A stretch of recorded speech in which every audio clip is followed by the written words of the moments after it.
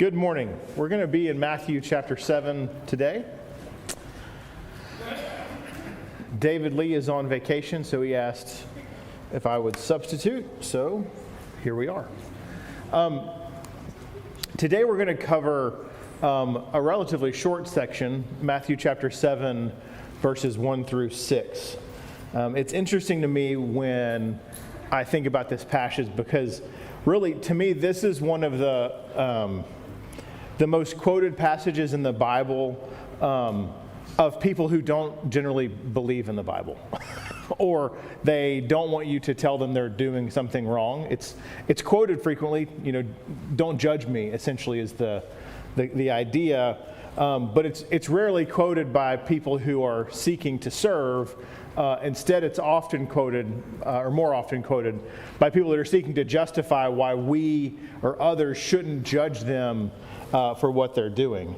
And I think, for me, when I think about this passage, the King James is what rings through my head, judge not lest you be judged. I don't know why. I guess that's what I heard as a kid. So if I read it that way first, I'm sorry, my ESV does not have it written that way. But that just might be how it gets read.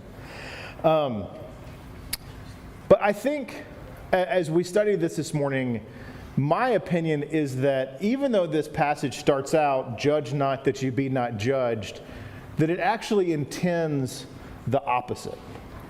That this passage isn't saying that we shouldn't judge, but I think it's actually providing the framework in which we can judge, or we should judge, and potentially some responsibilities that come along with judgment if we see ourselves in a position to do that. So as we get started, before we read these 6 verses, I just have a question, and this question really applies for all of the Sermon on the Mount. Who's the audience for this teaching? Not just chapter 7, but really, 5 through 7 of Matthew. The majority of the people there were Jews. Okay, so generally Jews, I think that's right. Just before this, there's some of the writings are, the crowds generally are mentioned. And those, as far as we know, those crowds were generally composed of Jews. So there's that general group of Jews. And then there are also, I think, some other subsets in the audience in addition to that. So what other kind of groups in the audience exist that we know of? My verse 1 says his disciples came to him, and then end of chapter 4, great crowds from Galilee and the Decapolis, from Jerusalem, Judea, and down to Jordan. Yeah. So if you couldn't hear Mara, what she was referencing was if you go back a couple chapters, just the very beginning of the Sermon on the Mount, or just before it really, it talks about the crowds, but also his disciples. So you would say those that follow Jesus, his disciples, and then within that group of disciples, even more specifically, we would say at least some, if not all, of the apostles are there. Are there any other groups you think or subsets that may be within the crowds that Jesus is addressing? Likely scribes and Pharisees, because they were curious of Jesus by this point. Yeah. So what Brian said is that there's likely some scribes and Pharisees, and we generally combine those. We generally say scribes and Pharisees, even though often they have some beliefs that are different, but they kind of get lumped together. So we'll think about them as one group. I agree with that. So at least, and there's likely more, but at least there's generally Jews. There's then within that group, there's specifically the disciples, the apostles, and Pharisees and scribes or teachers of the law. So there's at least these different subsets. And if we have time at the end of class, I think it's important to perhaps consider how this section of Scripture applies differently, or maybe teaching different things to each of those groups, because I think there's different takeaways for each of them, potentially, that they wouldn't all see this as the same. All right, let's read verses 1 through 6. Judge not that you be not judged, for with the judgment you pronounce you will be judged, and with the measure you use it will be measured to you. Why do you see the speck that is in your brother's eye, but do not notice the log that is in your own eye? Or how can you say to your brother, let me take this speck out of your eye, when there is a log in your own eye? You hypocrite! First take the log out of your own eye, and then you will see clearly to take the speck out of your brother's eye. Do not give dogs what is holy. Do not throw your pearls before pigs, lest they trample them underfoot and turn to attack you. So we're going to take these 6 verses, and really we're going to split them into 3 sections that we'll have discussion around. So first, we're going to look at, call it verses 1 and 2. So what can we infer about the people receiving this message? We talked about those different audiences, so you may think about this question in that way. What can we infer about the people receiving the message from verses 1 and 2? They know a standard by which to judge. Say again? They know a standard by which to judge. Okay, they know a standard by which to judge, or I might twist that a little bit and say they should know a standard by which to judge. And they are judging. Okay, yeah, so that's the second point, I think, in here, is they are certainly judging. And so there's 2 activities, or 1 activity and 1 issue potentially. These people are judging, at least some of them, and they should have a standard. Whether or not they have it or not appropriately is a big question. And if you think about those audience members that we mentioned a minute ago, I would say at least two of those groups may be on this one or other side of this issue, right? So the scribes and the Pharisees, what side of this issue are they likely on? Critical side. Well, we haven't gotten to the hypocrite part yet, Mara. They are judging. They are judging. So we have good reason to think that the scribes. They're setting the bar for judging. Yeah, so the scribes and Pharisees are likely the ones doing the judging. It doesn't say that explicitly, but based on the context of all of Matthew, it's reasonable to assume that the scribes and Pharisees are both judging and they're determining the standard by which they do that judgment. And then we said that the first group, the first part of the audience that we mentioned a minute ago, what side of this situation are they likely on? I heard somebody whispering. Wayne? Judged? Yeah, so likely when you just think of the group as generally composed of Jews, on the scribes and Pharisees doing the judging, all of those general audience members are on the side of the judged, right? So now you can start to see how this teaching from Jesus may be received differently depending on which part of that audience you're in, right? The scribes and Pharisees may feel a certain way about what Jesus is about to say about judgment, but then all those audience members who potentially feel judged may be on the opposite end of that sort of feeling or interpretation of what's happening. Mark? I wonder what his disciples were thinking about when he said this too, because since they are so closely tied to Jesus, and Jesus has judgment, pronounced judgment, what authority, I guess, his disciples would be thinking about at this point too? Yeah, so Mara's point was like the apostles are potentially in a slightly different situation than others. They've started to see Jesus issue judgments. They may be perceptive enough to realize that at some point they may be called to issue judgments. And so how do they feel about this discussion? Where are they? Like we said, they're a third group of the audience. They potentially feel differently about this message as well. This concept of standards, I think, is really important.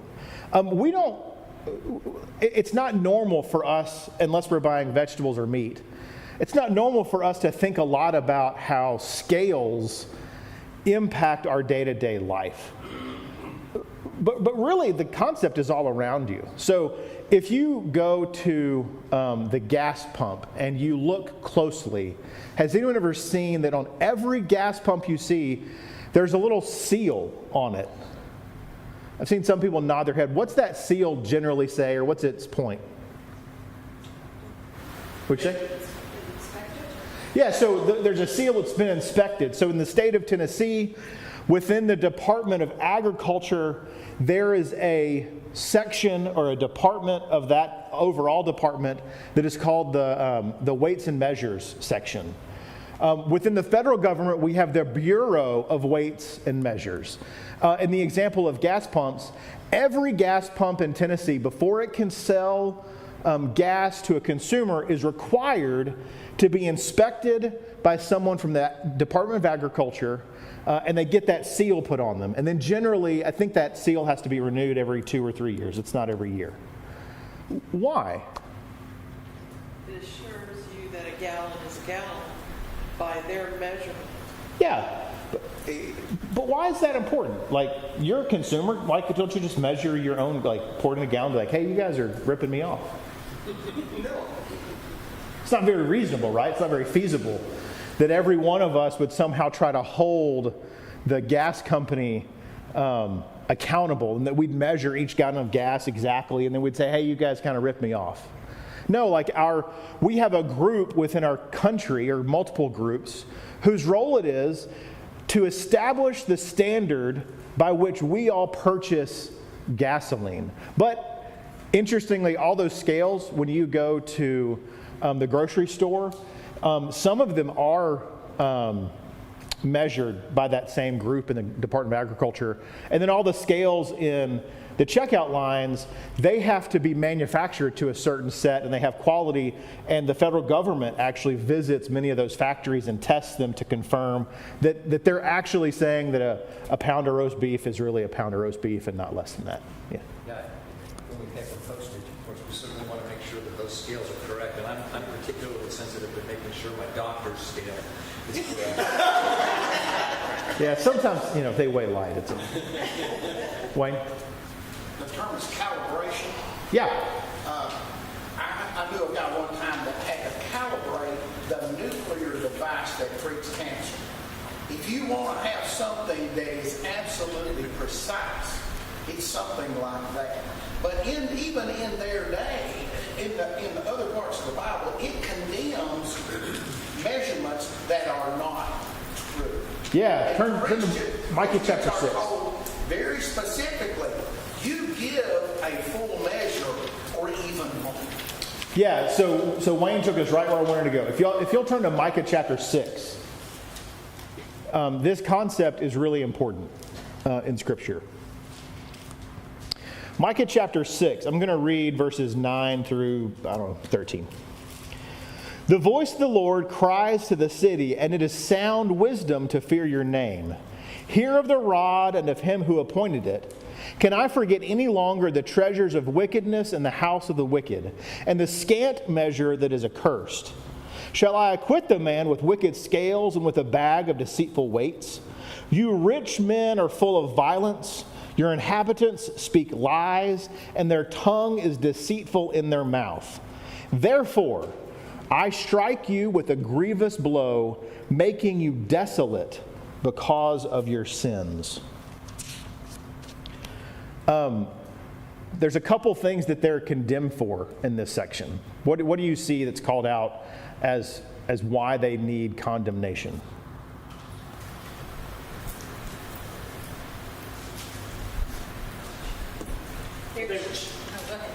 They were cheating people. All right, so Alan says generally they were cheating people. I think that means he's taken a few of the specifics and generalized them, which I agree with. What are the specifics that are called out? Short measure. Yeah, short measure. My version says a scant measure. They have fraudulent weights. Yeah, so they have fraudulent weights. Again, we don't necessarily see this as easily in our life, but go back to a time when every time you purchase something by weight, there wasn't some factory that pre-weighed out anything. Everything you purchased by weight, and someone in front of you put weights on a scale and said, okay, you're getting 8 ounces of this and you're getting a pound of that. These wicked scales, it's interesting they call the scales wicked. These wicked scales would be the idea of when I'm purchasing something from a grocer in this example, they may call a pound 15 ounces. So they cheat me out of that. Or on the other side, that grocer, when they're purchasing from the farmer, they may say that 17 ounces is a pound. So they may be gaming the system on both sides. And these people are seen as those in power. It references them as rich. And they are taking advantage of those who kind of just have to trust them and that their weights are accurate. Wicked scales, scant measure, deceitful weights. And then how does the prophet here describe God's response to this evil?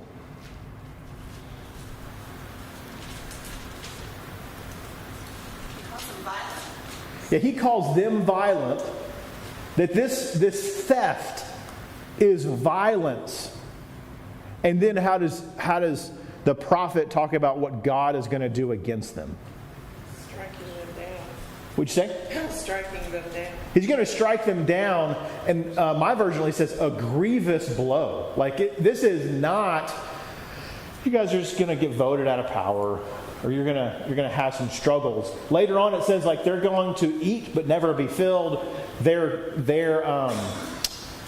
fields will be planted but never actually yield sufficiently. So it's interesting in this passage of Micah, when it's talking about judgment on the people, it uses this example of bad weights and measures.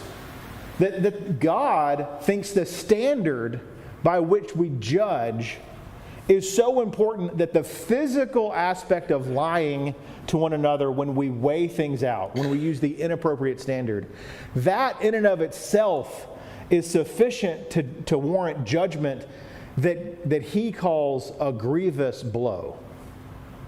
So if you put these kind of concepts parallel, so in Micah 6, we're talking about the rich people are using a bad standard of a judgment, and therefore they are taking advantage, especially if you read the rest of Micah, likely of the poor. If you lay that beside Matthew chapter 7, who are the rich people in Matthew chapter 7? Yeah, the scribes and Pharisees likely are that group that's doing the judging. They are equivalent to the rich people in Micah chapter 6. And then they have a faulty standard. And then who is being harmed because of that standard? All the people. In one case, it was the people who are poor, in that they are subject to these rich people, these business people, to deal with them honestly. But in Matthew chapter 7, it's this concept of the scribes and Pharisees actually have an important job. They're trying to fulfill Micah. And They're supposed to, yeah. They're supposedly trying to fulfill Micah in the fact that they're creating all these rules so that you have correct weights and measures. Yeah, that's their goal.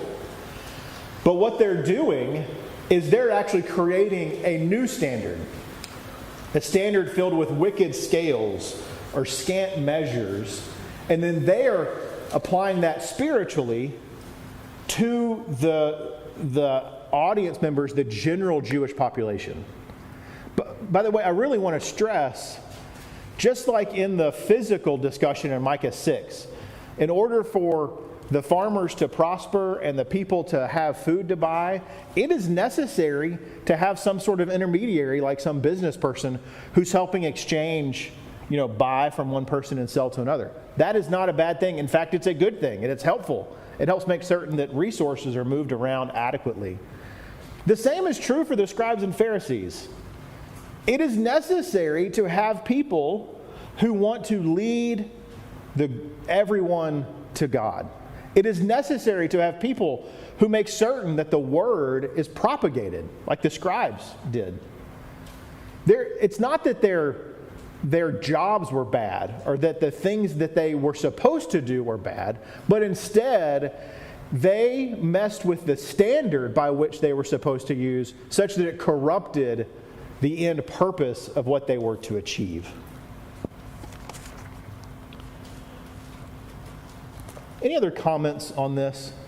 before we go on? These verses are really acting like a warning.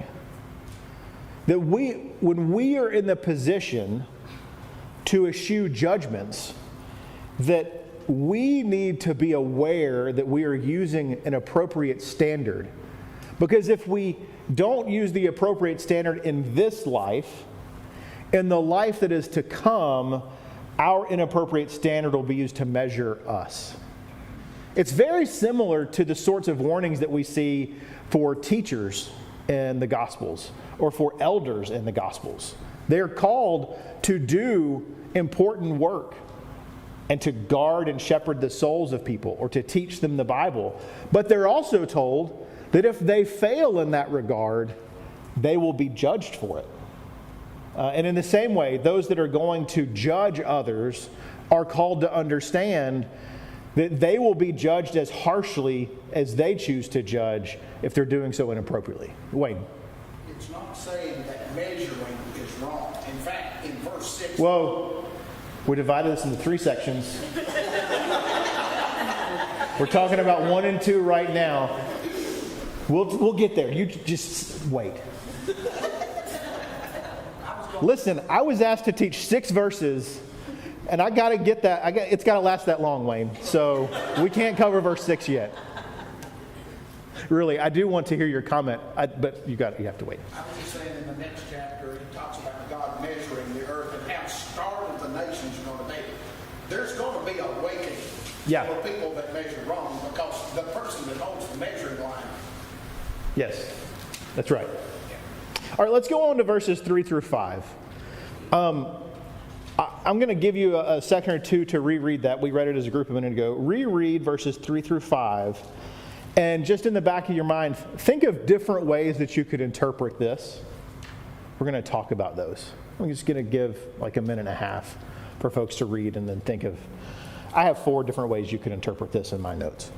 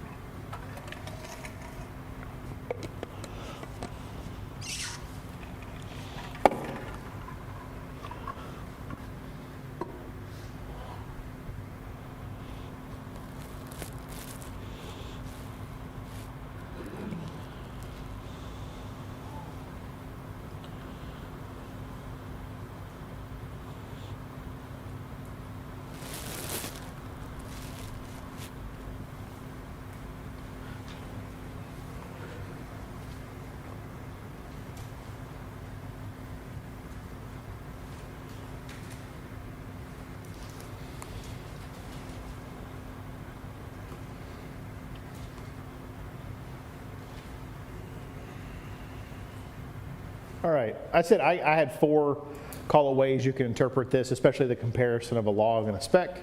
I don't want us to talk about what do we think is right or wrong.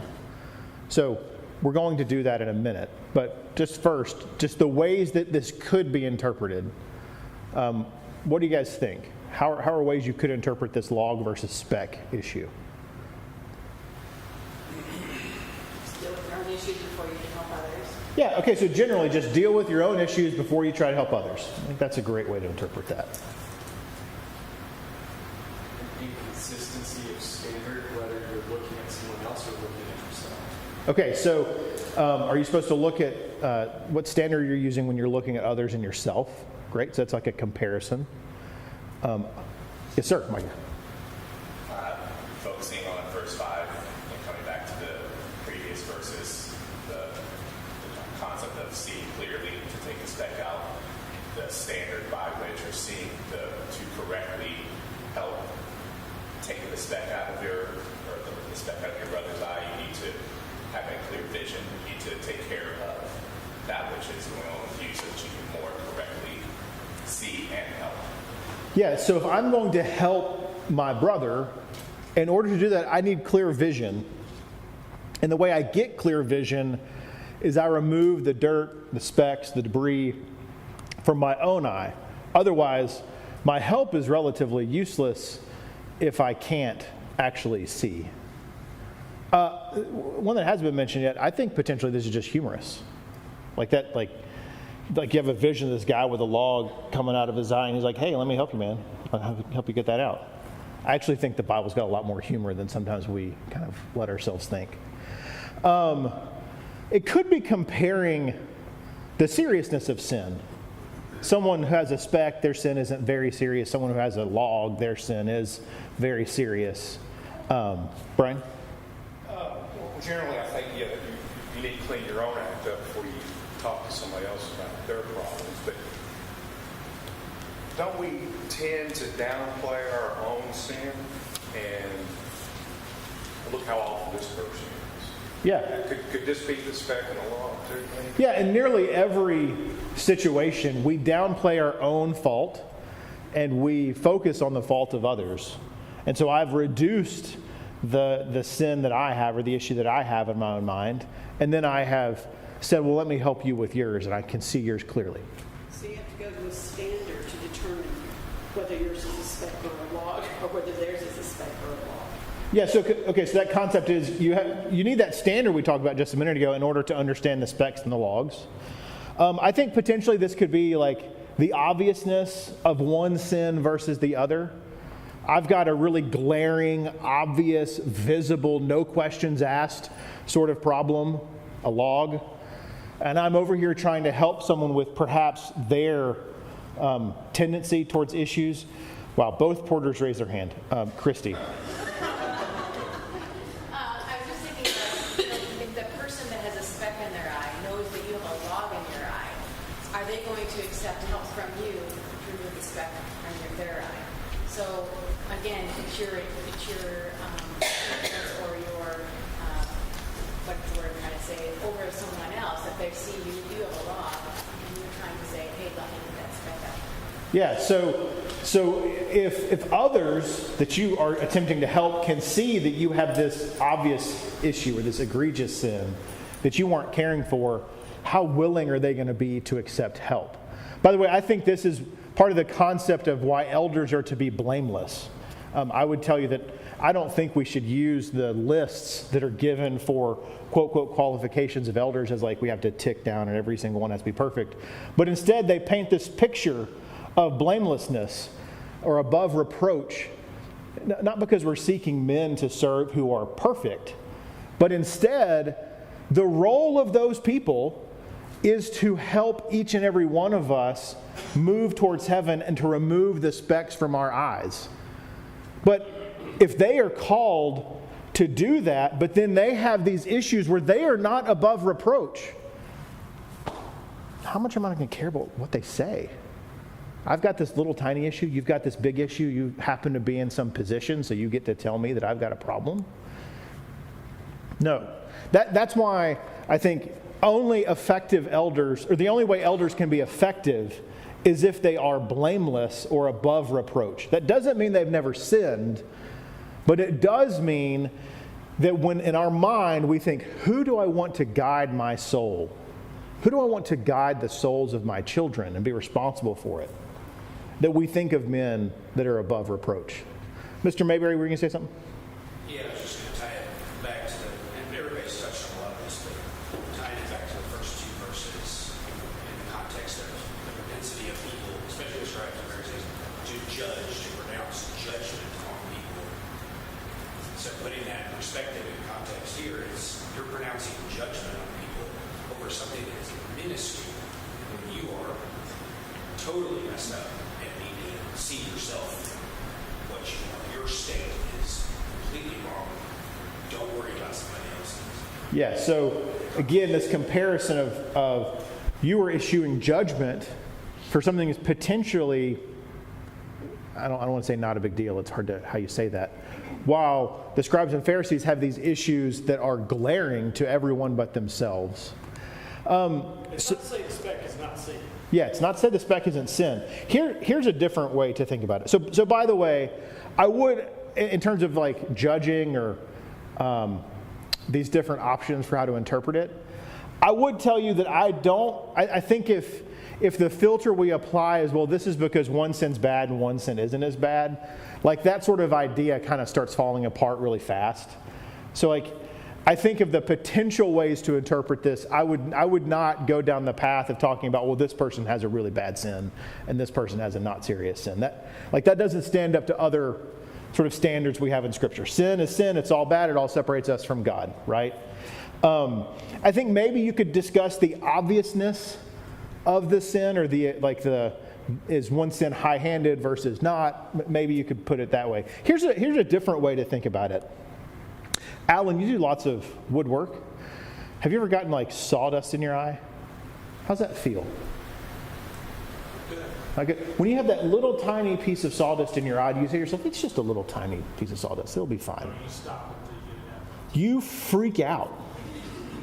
Like nothing in your life matters until that little piece of sawdust is removed from your eye. A lot of you know I cook a lot. One time I was working with sriracha, which is a chili sauce. I washed my hands thoroughly. Like I used it, mixed some stuff up, washed my hands thoroughly, everything was great. I was cooking, and then I rubbed my eye.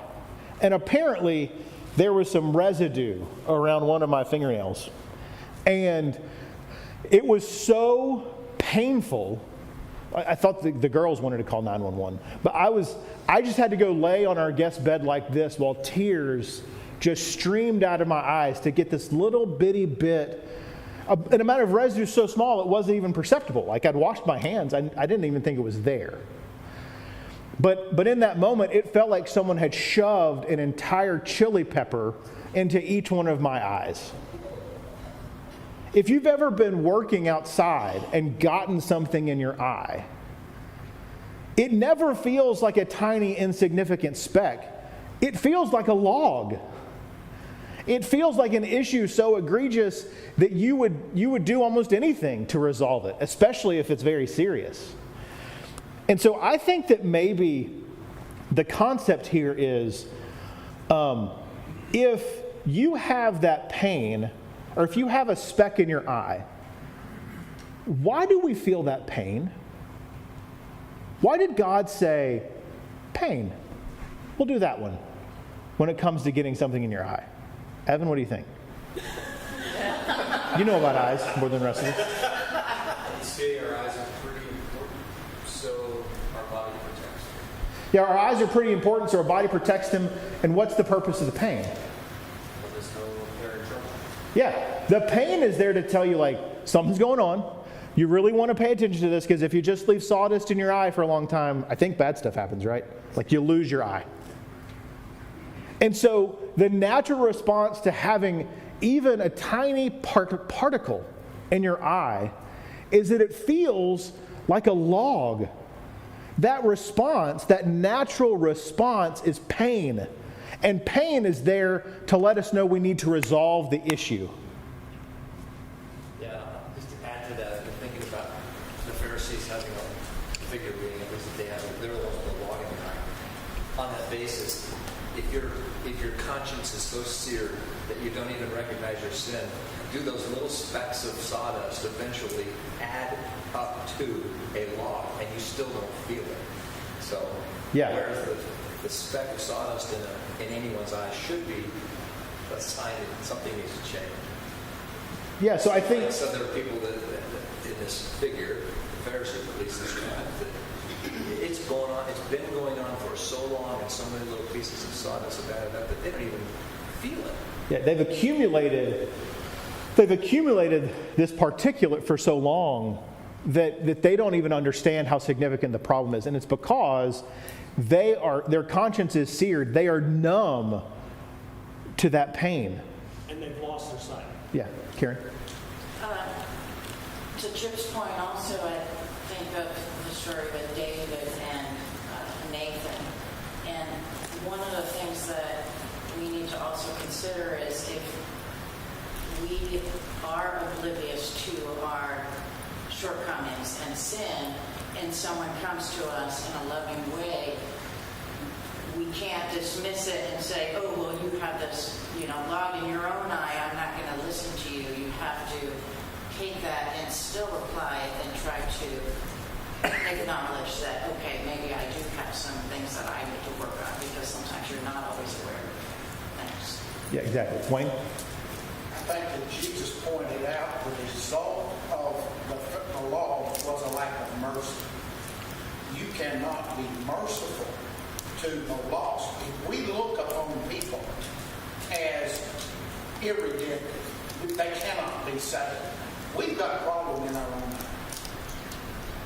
Yeah. Let's look at verse 5. So the end of this section, this little short section we're looking at is verse 5. It starts with, "You hypocrite." What's this verse implying?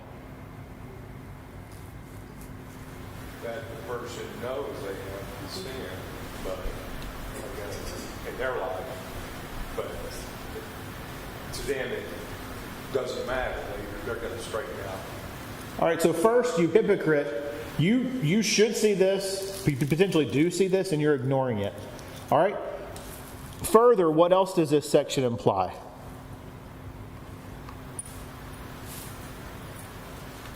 You have to live by a different standard. Which say? You could be living by a different standard. Yep, you could be living by a different standard. Look at the last, call it, third of the verse. "And then you will see clearly to take the speck out of your brother's eye." That has a very clear implication. John? It's not putting it in the context of like a senior subordinate relationship. This is someone you care about. This is someone you want to help. It's their brother. It's not the scribes taking you, working with the peons down below them. It's meant to be a loving relationship. Okay, Crystal? You're supposed to remove the speck. And what is, in this case, what is removing the speck? That you're supposed to remove the speck from your brother's eye. "Then you will see clearly to take the speck out of your brother's eye." So in the context of this passage, the taking the speck out of your brother's eye is like the metaphor. What's it a metaphor for? You are still supposed to judge. And this, and by the way, that's not a plant, just to be clear. This section starts with, "Judge not that you be not judged." And lots of times we take that, or people take that and say, "Don't judge me. You're not supposed to judge me." But instead, this section ends, or is about to end, and it's not saying don't judge. It's saying there are some prerequisites before you judge. That you are supposed to judge. You are supposed to remove the speck from your brother's eye. What are the prerequisites? So Alan says not having a log in your own eye. I want to talk about that for a second. I kind of agree. Only if there's some qualifications put on that. Is it telling us we have to be sinless before we can judge? Callie, what were you going to say? Verse 3 says, "But you don't notice the log in your eye." Yeah, you don't even. The problem is the Pharisees and scribes. They don't even know they have this issue. So part of resolving the issue is knowing you have it and seeking to solve it. Chip? The desire to help improve someone else is really the underlying intent. I don't think that the Pharisees had the desire to make it better. They just wanted the feeling of guilt, and that would come with some obligations. So it's this, if you will, power where the Pharisees always held it over the common Jew. And they never wanted that relinquished because it affected them in their position. And Jesus criticized them, I think criticizes them all throughout because they never had the common Jews' interests at heart. Yes. It's only their own interests that they would consider. Eric? Well, I think there's like this focus on maybe the whole process of, I guess just maybe using your example with your sriracha pepper. So if you're doing the work, you're probably going to get hurt. So if you're doing cooking long enough, chances are something is going to affect you because that's life.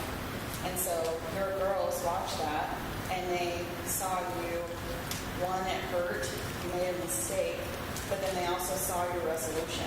So then if they ever get pepper in their eye, they're probably going to do whatever you did.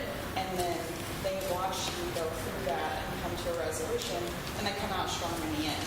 And obviously that's a very simple example, but I think that's kind of the focus. Is next time this happens, well, you saw someone go through this and actively work to remove it and make it better. So that's who you want. That's Yes. who you want to go to, not the guy that has the actual pepper in his eye or whatever. But Right. yeah, it's kind of like that focus on the removal process. Yeah, the removal is what's important. So this implies, all of these things imply a great deal about what's supposed to happen when we judge our brother. To be clear, this is not telling us not to judge our brother. It implies a great deal about what we're supposed to do when we judge our brother. So what are some of those things? Mike. So I read a children's book to Eli when he was probably 6 months old that my parent-in-law's mother and father-in-law had at their house. And I can't recall the entire story, but it was essentially about a character who people were coming to them for advice, and they were giving what seemed like really sound advice every time. They felt really good about themselves, so they kept giving this good advice. But then at the end of the story, a lot of those things, the advice they gave, ended up kind of turning out not so great. And by the end of the story, the main character realized that they should have been praying and asking for God's leadership to listen to what God had to tell them, as opposed to relying on themselves for how they were giving this advice. It's kind of the gist of the story. And reading this, or thinking through this, kind of similarly, are we, the judgment that we make, who is that judgment for? Is it for ourselves because we want the power and getting in the right? Or are we providing judgment based on not ourselves, but based on God's standard, and listening to God for his standard, and judging to help truly from the heart? So it's not about us that we judge, it's about God's purpose in their life and in ours. So the first place we should be is examining ourselves so that we can be in the right relationship with God, so that the advice, the leadership, the judgment that we provide is directed by him, by ourselves. Yeah, so you have to start with a standard. That standard has to apply to all, including yourself and those you're judging, right? That's all part of doing as the Father would do. I think another is that judgment is significantly more than pointing out sin. That when I judge others, if I come to you and I say, you've got this sin, Darlene, I don't just get to beat a path out of there and let you just deal with it by yourself. Instead, I'm called to actively remove the speck. I'm supposed to remove the speck, as opposed to I tell you about the speck and then you dig around in your own eye and find it. If we think about God, what did God do? When he judged us as sinful, what was God's response? We're saying, Nicole? To send his son and die. So when God judged all of us as sinful and separated from him, he didn't say, you guys totally messed up. I'll be over here in heaven. Hope you work that out. Instead, he sacrificed of himself in order to bring us out of that place of judgment. And so I think this section, this passage is not telling us that we shouldn't judge. It's telling us that when we put ourselves in the seat of a judge, we better be ready to do some work. Belinda. One thing, and this is right at the last minute, so there's not really time to develop it, but one of the things that occurs to me is that when we talk about this, people use judgment in different ways. Jesus, in John 12, Jesus said, if anyone hears my words and doesn't keep them, I don't judge them. I didn't come to judge the world, but to save the world. That is not the same kind of judgment. And when people hear us, when they say, oh, don't judge me, there's a confusion as to the difference in the terms. Yeah, there's a lot of difference in how you use the term judgment, I agree. But I think above all, this is telling us we bear responsibility. when we put ourselves in the seat of the judge. We don't just get to tell someone that they have a big problem and then run away. We are called to resolve that. And I think that's, verse 6 is really weird. Like, don't give dogs things that are holy, and don't give pigs pearls. That concept is actually really easy to understand, because what it's telling you is, if you're going to be a judge and you're going to have to invest all of this effort, time, and energy in resolving this issue with your brother, you got to make certain that the person that you're investing that in is ready to receive that. Otherwise, all that energy is just like giving pigs pearls. It's just like giving dogs something that's holy. It's going to be wasted effort. So I think it's again reinforcing that there's a call to action here that requires us to invest resources. And when it's time for me to do that, I need to make certain that Alan is ready for me to help him. If Alan is totally oblivious to the sin, shows that he doesn't care about loving God, shows all these things, it's not really the time for me to come and tell him, hey, there's this issue you really need to work on. He's got to be in the right place. Otherwise, it's wasted effort and energy between both of us, and potentially divisive, that they're going to turn and trample you if they're not ready for that effort or that help. Thank you all for all the discussion. David Lee will be back next week.